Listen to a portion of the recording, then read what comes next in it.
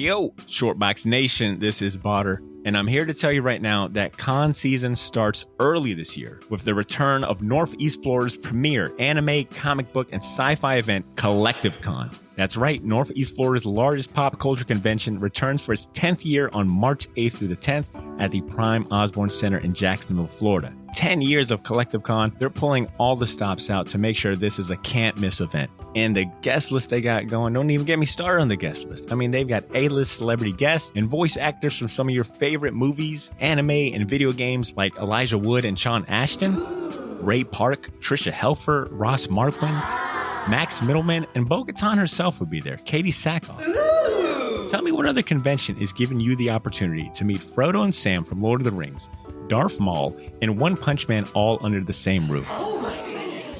Only at Collective Con. And if you're looking to get some of your favorite comics signed, or if you want to get an original sketch from some of the best comic artists in the world, well, you're in luck, because there'll be plenty of comic and creator guests there, like DC comic artist extraordinaire Clay Mann, Harvey Award-nominated illustrator John Taylor Christopher, Marvel and DC cover artist Chris Stevens, and acclaimed Star Wars author Timothy Zahn. They'll all be at Collective Con this year. And if you're looking to bring the family, or if you want to make a weekend out of it, you're in luck, because there'll be so much going on at Collective Con that weekend in the form of vendors, fan panels, video game tournaments, cosplay contests, after parties, and a bunch of fan events. You can purchase single and 3-day weekend passes now using the link in this episode's show notes, or by going to collectivecon.com to book your tickets and hotel. Buy your tickets now, and I'll see you at Collective Con, March 8th through the 10th. Now let's start the show. Ladies and gentlemen, I present to you Shortbox Season 6. Yeah.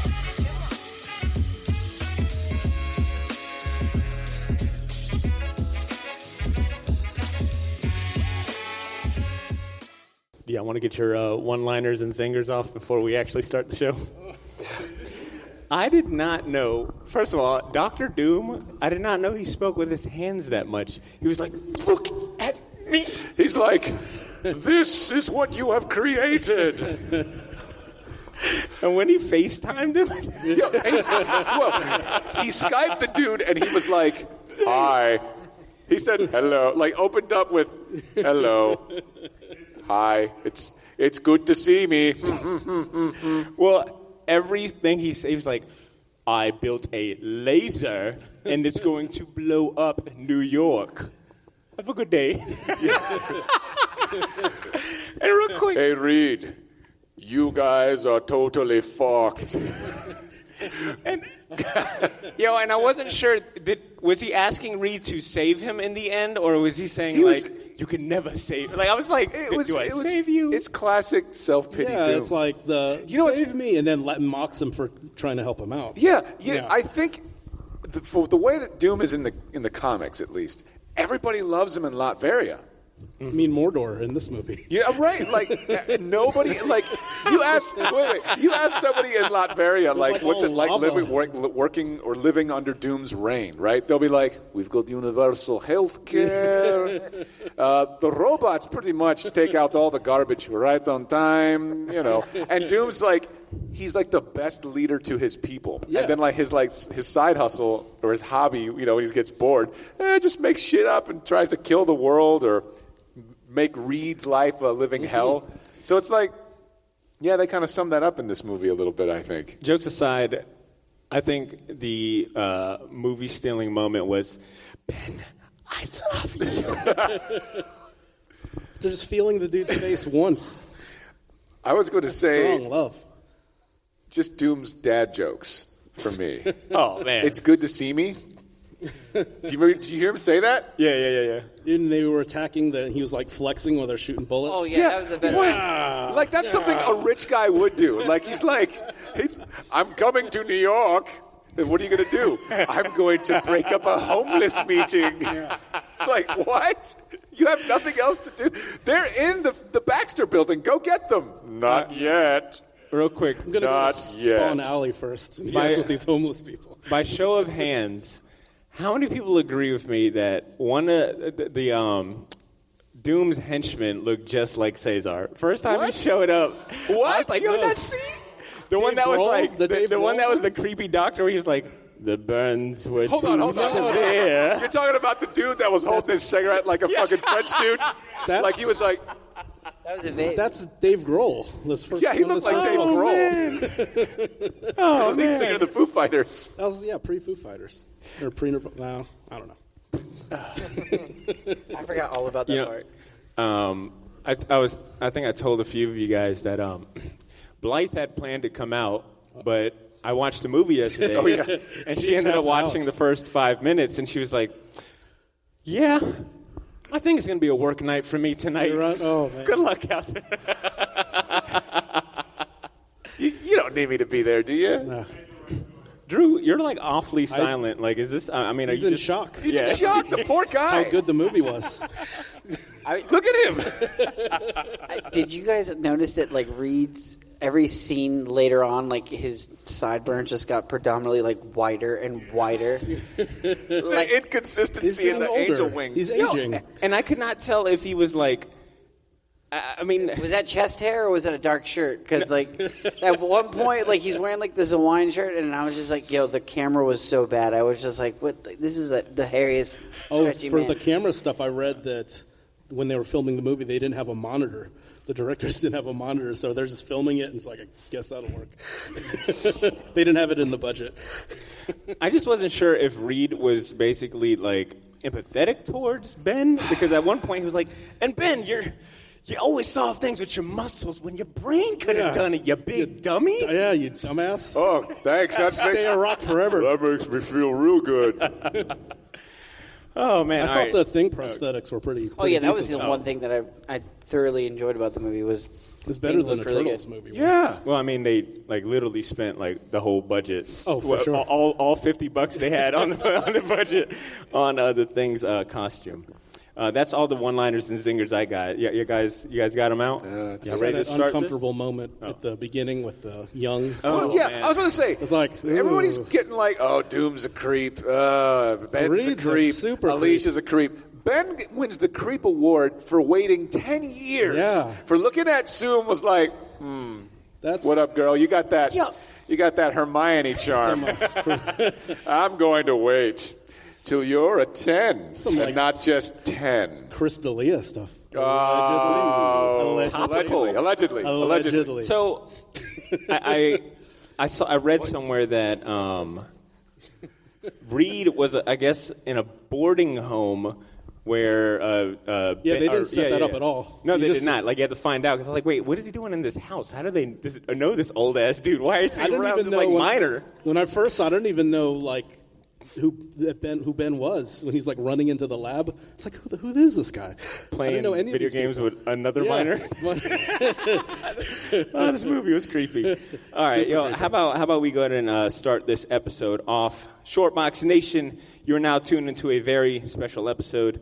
Special because not only are you tuned into the best comic book and pop culture podcast in the country, don't believe me, just Wow. ask some of our sponsors and fans out there. But this is a special episode. It's a distinguished episode because we're recording it live in front of a live audience, and not just indie audience, Live studio. live studio audience, Laugh track, but laugh in track, front laugh of our Our short applause box sign. patrons, our short box Yeah. patrons. Yeah, Our applause short box sign works. patrons are here with us here at Sunray, and big shout outs to our patrons streaming with us here live, watching the live stream. Hello, hello, hello. And for everyone here, for everyone at home who just pressed play on their first Short Box podcast experience, I will be your host. My We're name is- sorry. Yeah, apologies in advance. This was the first one. Oh, God. Yeah. I will be your host. My name is Botter Milligan, and I'm joined by my incredibly talented ensemble of friends and co-hosts. Allow me to introduce my right-hand man, Cesar Cordero, It's clobbering time. and making his first live podcast recording debut, Mr. This Andrew guy. Torres. Whoa! And of course, last but not least, we got Edmund Danzart Yo. rounding out our panel today. Ed made this lovely poster that we see behind sure us. did. Yo, Ed did the artwork, man. You guys got the posters. Yeah, you know it. Now, Your Human Torch doesn't have enough CGI though. I know. yo, The Human Torch in this movie looked like Cinder from Killer Instinct. I was like, oh, shit, yo. Same graphics, too. All right, but look, now most of you listening may be familiar with the Fantastic Four, whether it be in comic form or from the animated series or from any of the 3 movies released in the last 15 years. But how many of you are familiar with an interpretation of Marvel's first family from an unreleased 1994 film by the king of B-movies, Roger Corman, respectively, called The Fantastic Four? This almost forgotten gem was thought to be lost forever, with no copies thought to exist for many years. It was so forgotten that Marvel at one point denied that the film ever existed. They later went on and claimed that it was a pilot for a TV show that they scrapped. God bless Stan Lee, man. He knows how to spin that stuff. It wasn't until the mid-2000s that copies of the movie started circulating online and quickly became a cult favorite. Quick Google search and Daily Motion link or two, and it's pretty available to watch. Wink, wink, nudge, nudge. Check the episode description for a link. I say all of that to say this. Roger Corman's The Fantastic Four movie is the focus of this episode, and we only have our True Believer tier patrons to blame for this one. Thank you. Back in March, we launched a poll for our True Believer tier patrons, asking them what was the next installment of our bad superhero review movies. And The Fantastic Four, this Roger Corman unreleased one, beat out the likes of some of Drew's favorite movies, such as Catwoman, Elektra, and Spider-Man 3. Elektra. I'll stand by Spider-Man 3. I'm starting to ask, like, why don't we just pick, like, a good movie to watch and review? But our patrons kind of enjoy our misery. I say all of that and turn to you gentlemen who have just finished watching this movie. And I ask, what was your familiarity with this movie? Did you guys know anything about it prior to coming in here today? Did you guys watch it? I mean, what was the vibe? Ed, I'll start out with you. I've seen it. I've heard it, just rumors about it. And if you go to conventions, you always see it on like a vendor's table, and you're just like, oh, this looks cheap and weird. Let's move on. But other than that, it's always been kind of like a mythological thing. There's a lot of lore behind it, and no footage of it ever existed, just a few of the poster pictures and images. So, but yeah, I just saw it last night for the first time, watch it again. So, okay, ditto. Drew, what about you? The first time I heard about this is the same thing, like more or less on conventions, like hearing that this movie existed, and then it definitely was one of those, when all the Marvel movies and X-Men movies coming out, this was like aware of this, but there was never like any type of like full-length trailer. I've only seen like snippets of it. But I never, like, this was the first time I saw it today. Okay. See, what about you? So Drop that old man knowledge. I was going to say, I'm old enough to remember on a VHS tape, I don't remember what movie it was, but I saw the trailer for it, and I nearly creamed my jeans. The first time, I was like, what? Because, of course, it's a trailer, so they're only going to show you the stuff that they spent the most money on. Mm-hmm. So as far as I knew, I saw a Dr. Doom in the best lighting there was with the costume. I was like, hey, it does look like Dr. Doom. And then they showed the thing going, it's clobber time. I'm like, he said the thing. The thing said the thing. and then, they said, coming soon, next summer. And I'm like, it never came next summer. Like, it was never released. And then, like Ed, I went to, I was old enough to go to, like, conventions and stuff. I would see the vendors, and I'd say, no, that can't be. Yeah. That can't be it. I made that up. In my. That's a memory I made up. They never made a Fantastic Four movie in the 90s. It's ridiculous. And then they wanted to charge me $500 for a bootleg copy of it. So I was like, nah. My dad used to have a bunch of, like, just bootleg movies. I mean, he's from Jersey, right? Yeah, exactly. Okay. So it was, like, easy for him to get. Oh, your dad had to know about this. He's a huge fan. Well, here's the thing. He was telling me about it, but I thought it was just another bootleg movie he had or something. Like, nah, Dad, this ain't real. And then, of course, Marvel was denying it so vehemently, like, early on. It wasn't until it wasn't until recently. I think I might have been at a convention and seen it, and I was like, wow, they do exist.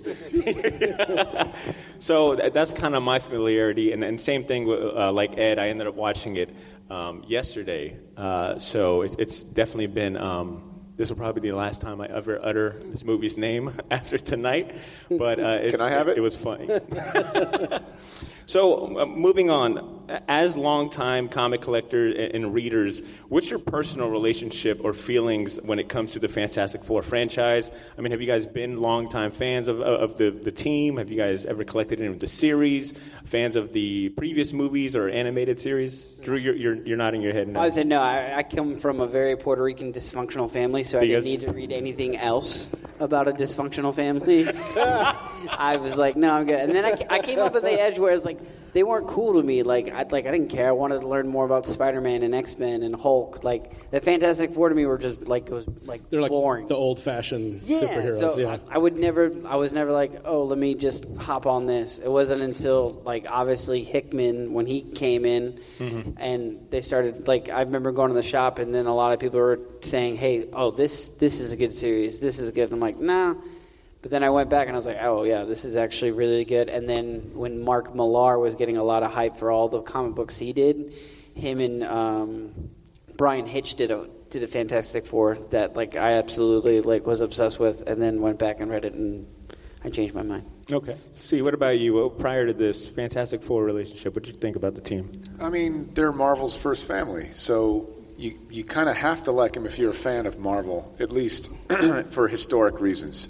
So, like Drew, I also come from a crazy Puerto Rican family, and Spider-Man was my jam growing up. Like, I literally became a photojournalist in the military, and I ended up becoming Peter Parker. You got bit by a spider? I did. You don't want to know what happened. Things got necrotic, buddy.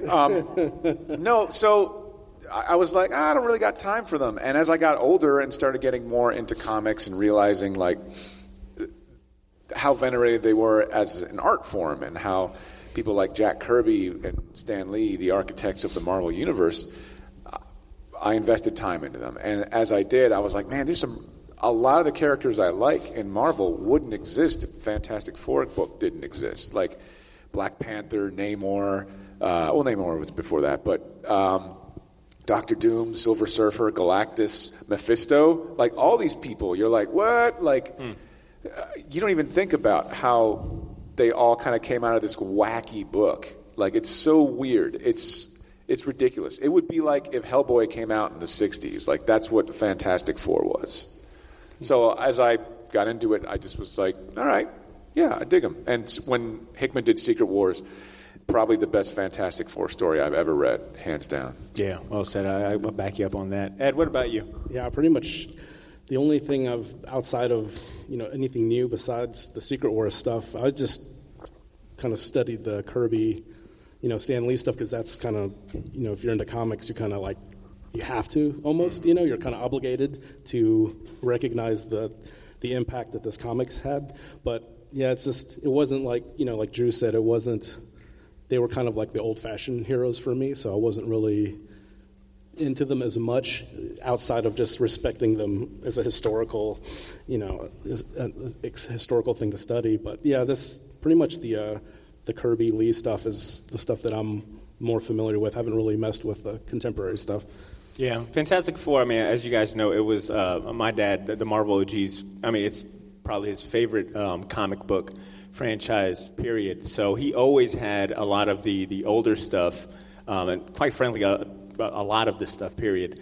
And it just never caught my attention. It wasn't as cool as Spider-Man. It wasn't as cool as Spawn or edgy as some of the other comic books I was reading. I felt it was just very slow-paced, very heavy on the science, and at the time I just could care less about science. It was my least favorite subject. So it just never really resonated with me. And plus, there's so many big words, and I'm like, oh, I just want the pictures. I remember one time I did bring a Fantastic Four comic book to school to trade with a buddy, and man, he clowned me. He was like, yo, don't ever bring some old school shit like this. Like, there's not enough action. There's too many words. Shamed like, you. You need to bring, like, and I think it was like when it was like a Spawn book. He was like, yo, this is the books that, like, bring to, like, trade. Don't and bring some Youngblood. Youngblood, some Wet Works. I want to hear some Malibu comics. but they're in a healthy relationship. They're in a marriage, So it wasn't, I mean, kind of, I think we've always championed, like, Jonathan Hickman and what he did for, like, Fantastic Four and kind of bringing new life into them. I want to move on to the movie, and I want to start positive because there's plenty for us to kind of clown on. But some of your favorite moments in this movie or aspects that really kind of stood out to you guys. Ed, I'll start out with you. What are some of your favorite parts of this movie? Oh man, put me on the spot. I really liked. I think as far as the Fantastic Four movies that we have been exposed to, this is probably the closest to the comic than any other movie. For the budget and being a fan of Corman and knowing what I was gonna, kind of knowing what to expect going into it. Granted, just from the timeline standpoint, Terminator 2 came out like 2 years before this, as far as effects. But just knowing what to expect, I think it was, like I said, I like the Doom design. Just the overall, is for what, man, this is hard to say something good without saying something bad. But I thought it was, for a Corman movie, low budget movie, and for what was, you got to kind of view this in the time it was made, like what superhero movies were out. We had like Dolph Lundgren's Punisher, we had not good stuff as far as comic books. Dr. Mordo. So during this time, I thought and like I said, I think it's the strongest Fantastic Four movie out. Well said. See, what about you, man? Well, some positives. There's a lot. I think there's a lot in this movie that they get right. Doom's costume, I think, looks good. Oh, yeah.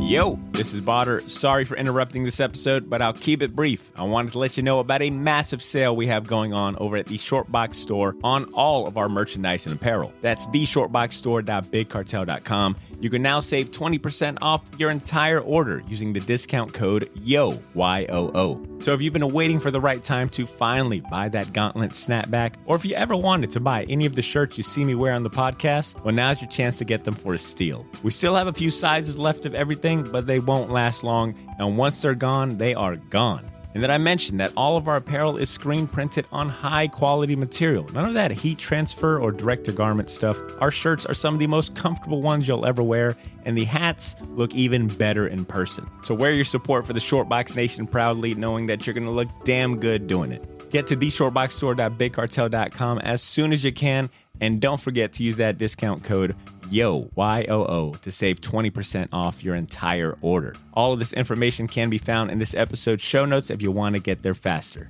Thanks for not pressing fast forward. Now back to the show.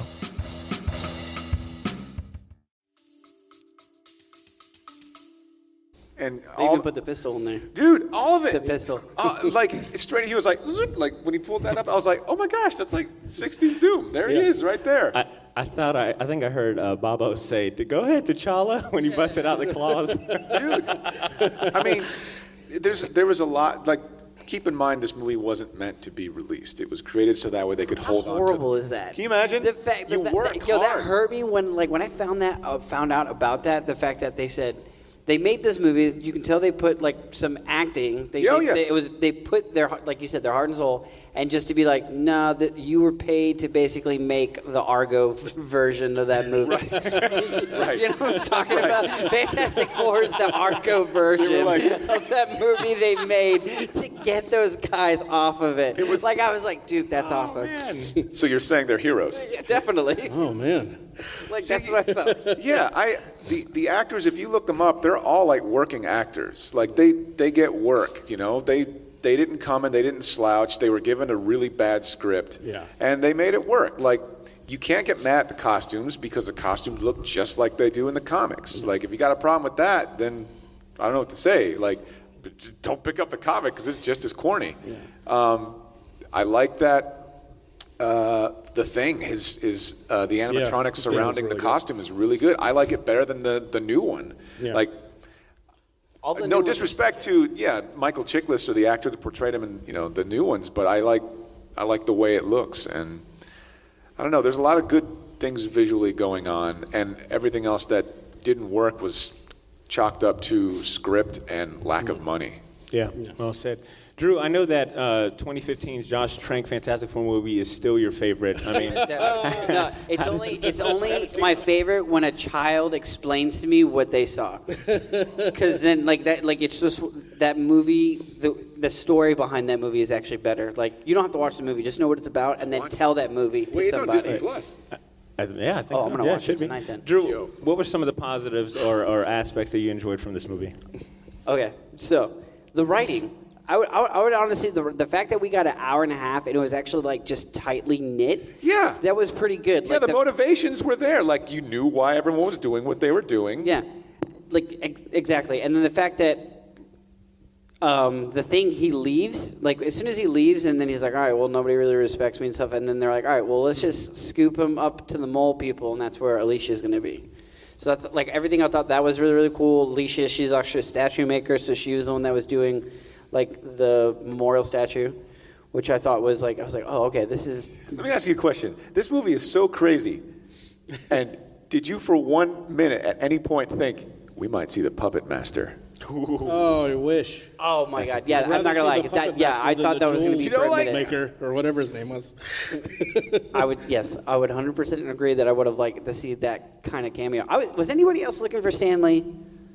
I swear, I was just like, all right, here he comes. Didn't he disavow the movie too? Like he's like, Yeah, I got yeah, he did. We'll get to that. Yeah. Yo, the movie's not that bad. I'm telling you right now. Stanley even came to the set because I know like when Stanley dismissed the movie, like a lot of the actors were upset about, it's like, you brought donuts that one day. What the fuck, dude?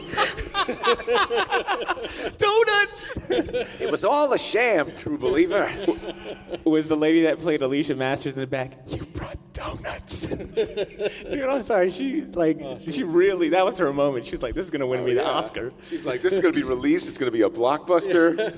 I think I'll go ahead and echo what you guys are saying as far as it's got a lot of heart and it really gives me fantastic like Kirby and Stanley like vibes where just a lot of like kooky stuff is going on and it felt very true to how kind of a comic book reads where there's a lot of like things going on and then in the end they kind of like tie it all together. They wrap it up. Yeah, wrap it up. Like, I thought it was a good decision to have, like, Ben kind of go off on his own. And then he ends up, like, running into the jeweler in this movie. Jesus Christ. And then he ends up getting recruited. Like, I was like, man, this would happen in a comic book. This would happen to Ben Grimm. I thought they captured... it's probably no secret by now, but Ben Grimm definitely was my favorite character in this because I think they also captured his relationship with Reed in the very early days, and it was kind of cool to see that progression into... Yeah, it's funny. So when they were in class in the very beginning, and I was like, you see Reed instantly, he knows all the answers to all the questions, and he's like, let me see your homework. Me. There you go. Like, he's multitasking Reed style. And then there's like the beefy dude sitting next to him, and I'm like, I'll be damned if that ain't Ben Grimm. That's kind of cool. And then I was like, oh shit, it is Ben Grimm. Well, but it's like, why would he be in the same class? He's just as smart as him, This right? college of 40-year-old students. Bro, can we please talk about that after you're done? I was gonna say if he's an Air Force pilot, he would be taking GI those Bill? classes for sure. Okay, For fair sure. enough. Yeah. Why do all like the 20-year-olds in movies look like they're 30 and 40? In the 90s and 80s, it was always like that. Watch 90210. I mean, Luke Perry had driveways that went back to here. And he was like, I'm in high school, guys. The girl who ran the paper was seriously like 50 years old. Now, was there any, and I think we probably had a few of them that we shared prior to record, but was there any moments that kind of took you out of it or you just could not help but facepalm? Drew? Any of those like uncomfortable moments where they were just like Reed's just looking. Yeah, at every Sue? male in here is a creep. Like, Yeah, yo, everyone's that's a creep like I in was this like, movie. nah, I'm good, bro. Like that's okay. Like any of those just those like. Not every male. Well, Outside of Ben, yeah. No, you're talking about Ben's Johnny. creepy. We're talking about Johnny, though. Johnny's he's Johnny's like borderline special man, needs. I thought- like he needs a helmet. I thought think. Johnny was the weakest because they just really leaned in on him being a moron. Hothead. Well, more so a moron. I guess for me, Johnny's always been like Dennis the Menace, like kind of Calvin and Hobbes. You're assuming the script was written to be released for public consumption. True. This is under the assumption that some guy gave a crap. I mean, when Johnny, because it's like, all right, Johnny lights his hand on fire prior, when they crash land, but then acts like he's never done it when he lights his hand on fire with the doctor. Yeah, see, I thought he was going to make a joke out of it. Yeah, and he's like, and then flick him off or something. I'm like, you fucking moron. Like, yo. oh, Johnny, poor Johnny. That fight scene where it's like, let's not film a fight scene today, guys, and they just spin the screen around. That was gold, pure gold. Ed, was there any moments where you just could not run with it or buy My it? thing is like, besides the first meeting of Sue and Reed, that was really super creepy. Just the Dr. Doom's just muffled dialogue, because I read a little bit about it, and the actor wanted to do some ADR so that you could actually understand what the hell he was saying. Because you could tell he is really hamming it up. Vading the shit out of it, like Darth Vader. And Vader. He said, I remember reading, he said he would even go back and do it now for free if they re-released this movie. Wow, that's sad. So, yeah, well, That dude's got a lot of time on I his need to hands. get down that convention circuit, guys. He would make a killing. Oh, he would. See, what about you? Anything that you're just like, ugh? So, yes, and the was kind of to the movie's credit. So when Alicia is alone in her apartment, and those creeps break in, and they basically kidnap a blind woman, but not before they torment her first. She can't see. I was like, that would be a good scene in a movie to show instantly. Those guys were douches. That is someone that's in danger that needs saving. But no one was there to save her. Yeah, well, if this was supposed to be Mole Man and originally written as Little Mole Man, moloids running in there. that would make sense for them making Right. just fucking grab her, guys. Right. What are you guys doing? Yeah, I think it created a genuine tension, right? Which I think might be, now that I know how the movie is, by accident. No, there's no way it worked on purpose. The fingers, that loses effect when you're kidnapping a blind person. Yeah. Yeah. And it's just creepy. It was so weird and creepy, and I think it was those guys. I'm more afraid of those guys than I am of Dr. Doom. Freaking dad joke Doom rolling up in there hello. Is this thing on? I think I know how to use Zoom, guys, but I don't think the video is. Hello. I think, Ed, I had heard you mention it briefly before we hit record, but was it me or were they playing the same score? Yeah. Every scene. They're playing playing Jurassic Park vibes. And it wasn't. Yeah. It was a Jurassic Park. They stole Jurassic Park vibes. score. There was the whole time. Every time the park's about to open. Yeah. Now, mind you, there was some scores where I was like, oh, this is kind of cool. Dr. Doom's score was pretty menacing. I like that. For the budget. Oh, Yeah. It was a guy There's with a no Casio. licensed music. Yeah, it's a guy with a Casio, and he's just like, buddy, we're going to need you to make magic here. We are going to need you to fucking spin gold out of this straw. Just keep reusing that. Rumpelstiltskin's on my Not back. one licensed song in this movie at all. Not even closing credits. So That's crazy. Yeah. All right, gents, I don't think Who it's... edited this movie? I want to know who went into the A trouble genius. to edit this movie. Just to be like, all right, I did it. All right, yeah, we're not releasing it. What? Yo, I imagine... missed my kid's fucking birthday. Sleepless nights. I told my mom. I told my mom. My marriage. Oh, by fell the way, this apart. isn't coming out. I want to find the editor and just give him, all right, Josh's Trank's Fantastic Four movie. I want to give him the first Star Wars movie. I want to give him the It's gonna be Force like the Snyder Awakens. cut, I except yeah, with this basically guy. just cut all the movies, make them better. So I don't think it's a stretch to say that I see what you did there. last. Oh, that's a Mr. Fantastic I mean, come on, joke. a little light work. Yeah, I mean, is this thing Reveal. on? I said stretch. Now stare into Cesar's eyes.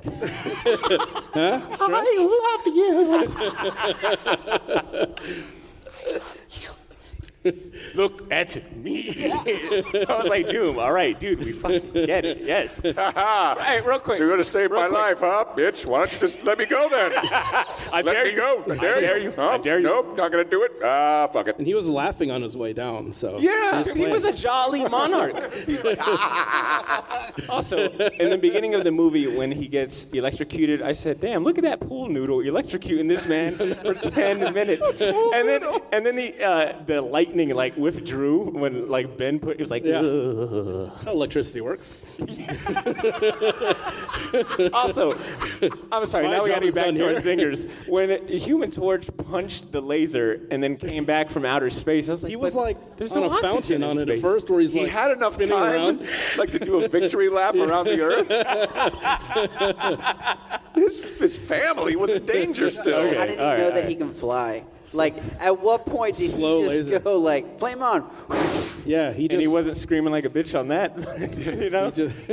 All right, but I don't Because think movie. I think it's safe to say that the last 3 Fantastic Four movies that we've gotten in the last 15 years have not been the best received. I think among the comic book community, they just aren't really good movies. I don't know too many people personally that enjoyed them. So I want to ask you guys. Do you think at this point the Fantastic Four property is worth doing a reboot? I mean, are they? Yes. Do they yeah. translate Yes. to the big screen? Yes. In your opinion? That's a big Yes. part of the Marvel universe that they Yes. haven't touched yet. So Make it in the 60s, dude. Dude, Disney can do Do a a period family piece. superhero. Who's going to do a better job than Disney? Doing Yeah. a family. I would Dude. say do like, and I know we've probably talked about this, but doing like a kind of like a Johnny Quest like episodic show. For sure. You know, that'd be great. Yeah. Or just do Johnny Quest. Drew, what about you? Do you still want to? Do you want to see the Fantastic Four? Oh yeah, definitely. What's the homeboy's name that did the no speaking Krasinski? movie? John Krasinski? John Krasinski. Yeah. I want Sorry. him. I want him and Emily Blunt as Sue Storm and Reed Richards.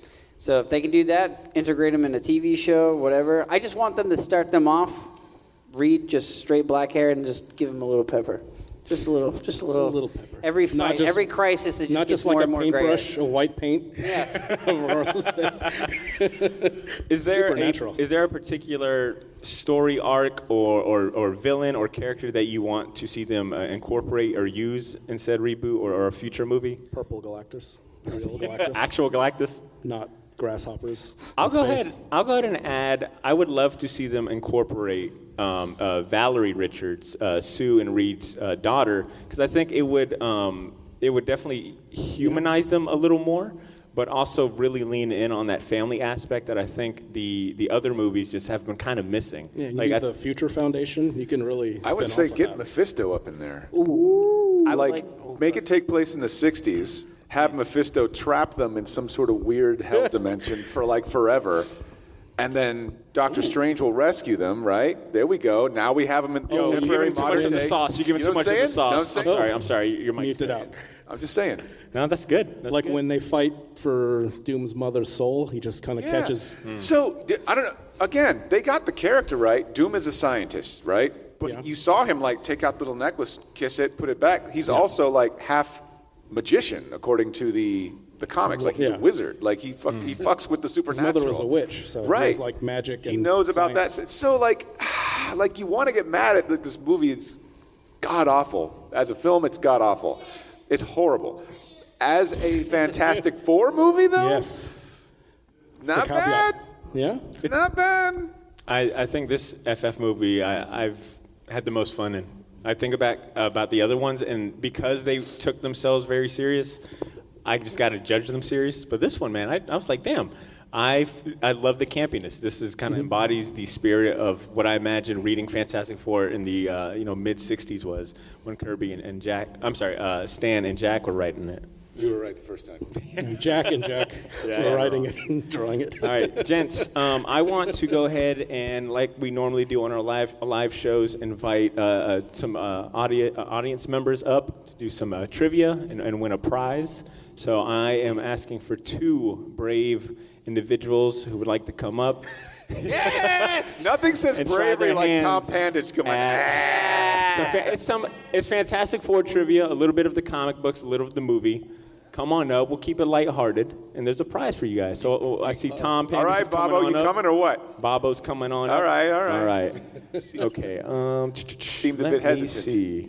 So I got my answers right here. If you guys want to come over here, so the patrons at home can see you guys and How many whatnot. are in the Fantastic Four? All right. He's not wrong. You're not wrong. So I got 7 questions and then a bonus one. Way more than 4. Ooh. And it'll just be best of 7. Here, let me go stand up for you. Uh-oh. All right. There we go. All right. Do you want to go ahead and introduce yourself, Mr. Tom Pandich. Tom Pandich? Give it a round of applause for Tom Pandich. ladies and gentlemen. Hey. Hey, what's going on, guys? I'm your friendly neighborhood nerd, the Bobo. I'm a poet, professional wrestler, and a podcaster. Oh. Ask for your name, man. Come Got a on. resume here. I'm kidding. Bobo. All right, Tom and Bobo. First question. How much did producer, and I'm going to slaughter this name. What's up? Oh, come on, guys. Come on, pull on in. Corey's trying to take pictures. Places. All right. How much did producer, I'm going to slaughter this name, Bernard Etchenberg? All right, Etchinger. Huh? Keep going. Eichinger buy the Fantastic Four film rights for? How much did he buy the Fantastic Four film rights for? $50,000? Ooh, price is right at Final you. answers. Both of you are wrong. Yeah, but which one was closer? The Fantastic Four, well, I guess Bobo is closer, so Bobo got that one.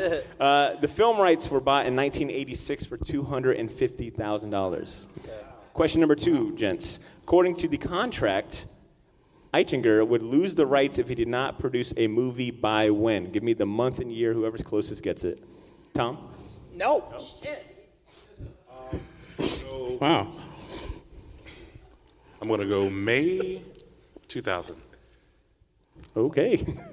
Way earlier than that. I would say January 1992. Oh, that's pretty close. Ding, ding, ding, Tom, you were pretty close.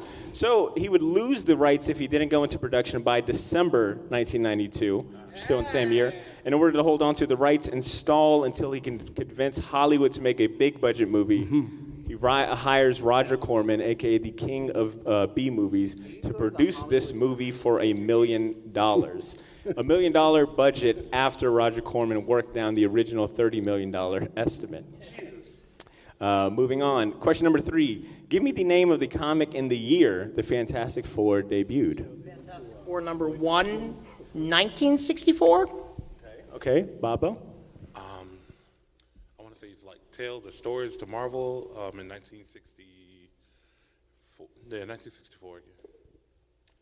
Tom Pandis, ladies and gents. Fantastic Four number 1 debuted in November 1961 by Stan Lee and Jack Kirby. And as Ed had mentioned, Stan Lee has gone on to say in regard to this movie that the entire production was a sham. It was never supposed to be released by any human beings. That was in LA Magazine. Question number 4. How much did Eichinger reportedly pay Corman to stand down and not release the movie?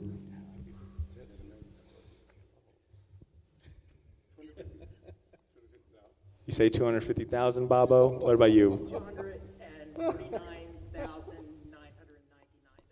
Bobo got it just by being far off close. I think Corman was paid $1 million to stand down. Yeah. For the same price of the budget, he pays Corman $1 million to not release the movies. Of course, the copies of the film were destroyed by then Marvel chief at the time, Avi Arad, who you might recognize as the former CEO of Toy Biz, CEO and founder of Marvel Studios. His last body of work that he was attached to was actually Into the Spider-Verse. Question number 5. Eichinger, the same producer, later went... Don't worry. All right, I'll switch it up. All right, Tom, I'll switch it up. The jeweler in this movie shares many traits in common with a major villain in the Fantastic Four comics, the Mole Man. Both of them have a hideous appearance, small stature, and an army of followers who adore them and live in the sewers. What was Mole Man's first comic book appearance? You can take a shot at it. I know it. So, we need the Dick full, swinging. like, title and year, or what do we need?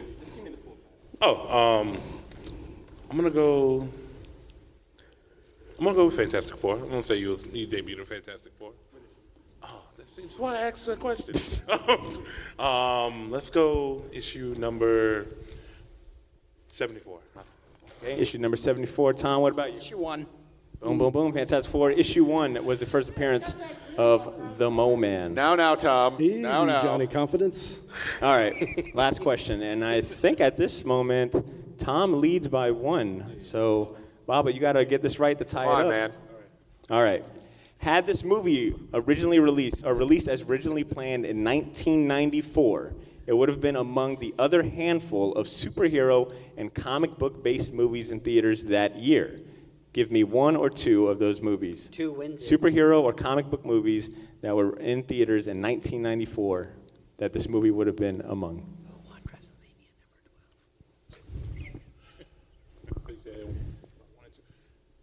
Just give me 1 if you want. So I remember looking this up because Robert Pattinson is basically based off of if Bruce Wayne was in 1994, if he was like, the parents died in 1994, and I remember looking up a list of movies. Oh my God. Tom is scratching his palm. Tom, do you got one? I think I got one. Was Darkman 94? Can one of my co-hosts look that up for me real quick? I don't have it on my list. So Thank you told me not Check to be on my Darkman. phones while we're In- recording. That's what you said. You said, Andrew, let me talk to you real quick. Get off the phone. Baba, while we're looking that up, do you got a superhero movie or comic movie that came out in 1994? 1990. Oh, yeah. Bam, you forfeit everything. Jesus. I'm going to go Batman Returns. So some of the acceptable ones that I had: Blank Man, The Crow, Guyver. That's a great superhero. I said superhero. The Mask was out at the time. The Shadow, Time Cop, and Cemetery Man. Time Cop? Time Cop? Hey, look, Time Cop. I don't make the rules. I just All read right, the all right. podcast questions. All right, I got one last tiebreaker. Okay.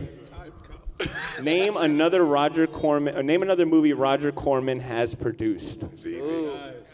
Come on. on. That's super easy. 1,000 movies. Do you have anything? Go, Tom's about to dunk on it. Tom's like, you got anything before I dunk?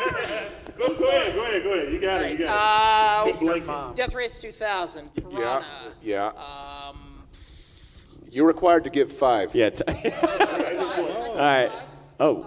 Oh, we can do 5. I know he can. He's doing it, Peter. He's doing it. Do you have anything to do with Alligator? Oh, sorry. All your questions. All points are gone. You want a lifeline? Lifeline?